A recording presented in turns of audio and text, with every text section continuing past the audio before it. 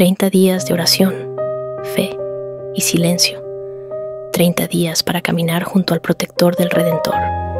San José, el hombre justo, humilde y fiel, en luz en el camino, iniciamos la treintena a San José. 2025, una experiencia espiritual para tu alma.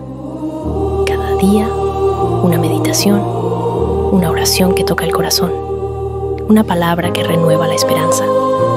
San José fue custodio de Jesús y de María, modelo de confianza, silencio y amor.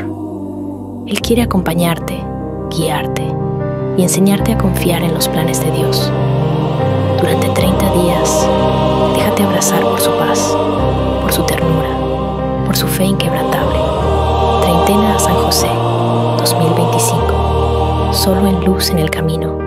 Suscríbete, comparte y deja que San José transforme tu vida.